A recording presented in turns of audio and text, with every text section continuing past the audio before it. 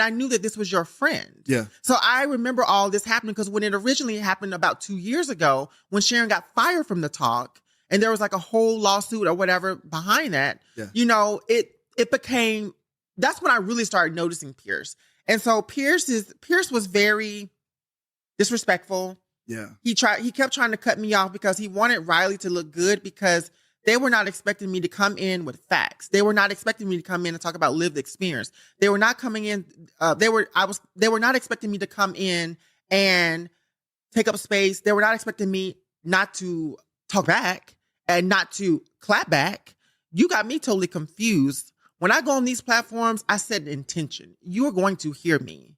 And the reason why I kept talking over them is because I was showing up and making space for the voice of the Black trans woman, because he was trying to suppress the Black trans woman voice and try to amplify the white trans. The white cis girl's voice. And the thing is, again, Riley could not defend herself against my talking points.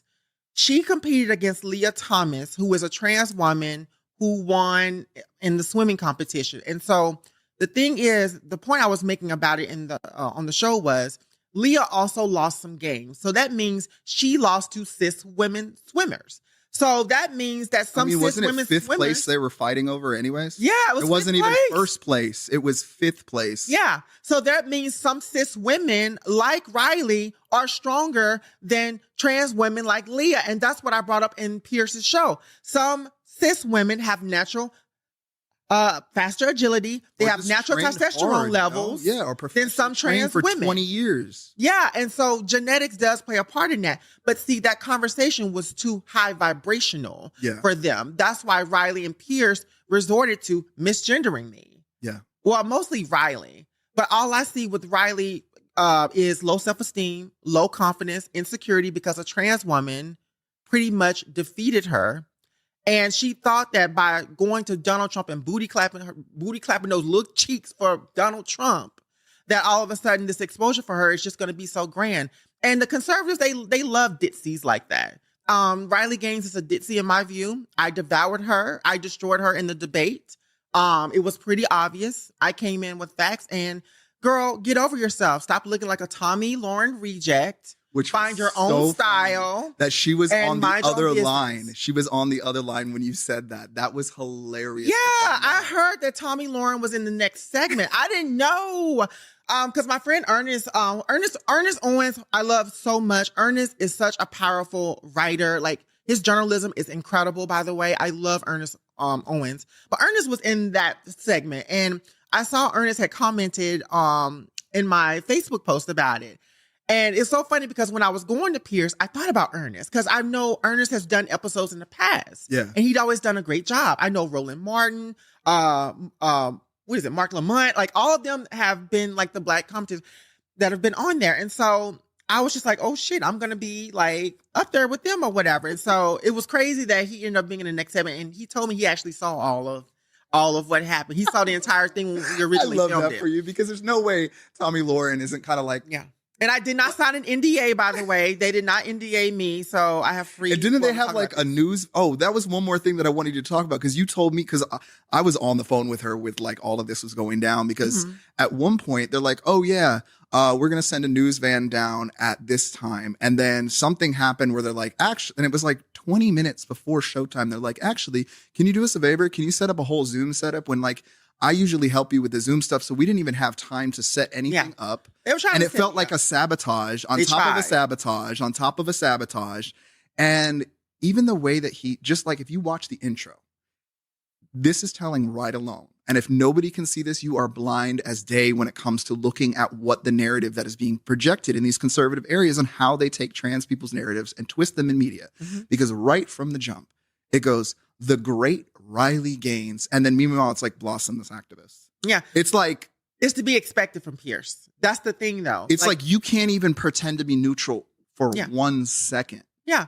Because he's what he is. But he portrays that to his audience, that he is neutral. Meanwhile, he's a racist and a fascist, in my view. And he literally destroyed Sharon Osbourne's career and takes no responsibility for it. He actually is not. And if they're still friends, that's weird to me. If they're still friends, because he convinced her that everybody was against her, instead of actually going, hey, you took a hit for being my friend that I'm sorry that happened to you. Yeah. He had no responsibility for that. And Sharon, from what I learned in your episode, dealt with depression and all of these things. And he's sitting there talking like, yeah, she dealt with depression. Never making the connection that it was him that put her in that position in the first place, because it wasn't even Sharon that they were confronting. They're going, hey, your friend's saying some racist stuff. What do you feel about it? And did she navigate it right? No, she didn't. She, like, I watched the clip when they came back. She was like screaming at Cheryl Underwood. And that's the thing. Nobody checked up on Cheryl Underwood because Cheryl Underwood was suffering the most. And that's what I was trying to bring up the point. Black women cannot be racist to white women. And Piers and Riley think otherwise. Those two morons have no idea what I was talking about because, again, you don't have the intellect to understand that Black people in this country could never be racist. Yeah. Black people can be prejudiced. Thank you. But we cannot be racist. And truth be told, Riley and Piers were mad because I was not going to bow down to them and because I'm not scared of them. I am my ancestors' wildest dreams. And while you're on Fox News talking about me, make sure you take this clip and let them know. I said what I said. I meant what I said. I destroyed and devoured Riley Gaines in a debate. I destroyed Piers Morgan's whole ideology. I devoured him in a debate. I am a badass. And I'm the Black trans woman, the Black liberal trans woman that you would never forget. So when you go run your friends to talk about me, honey, just know I'm still fly. I'm a powerhouse.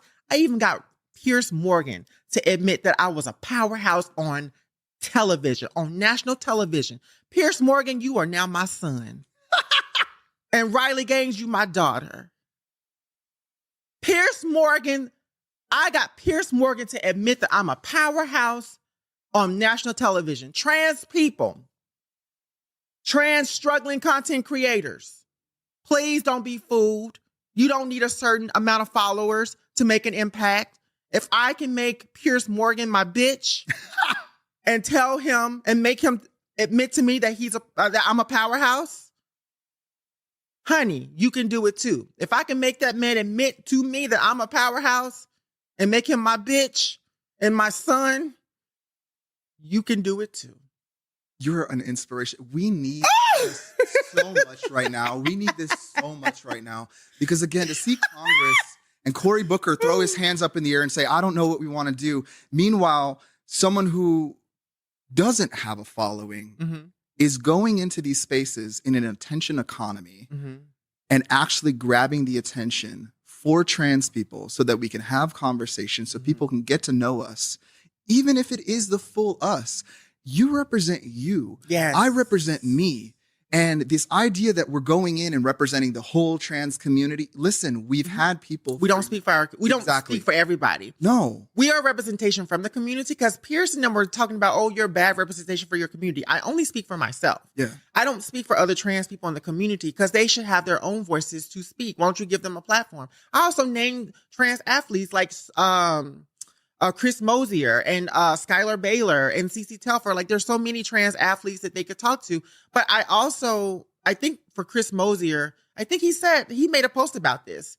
I should not have to defend my experience to people who don't give a damn about me. And I understand that. So for me, that gives room for me to come in and debate for you because although I'm not a trans athlete, I study this because it affects my community. I study trans issues that affect our community. So that's why for me, some of the things that were asking me, I felt were better to be responded by somebody who is in that athletic field.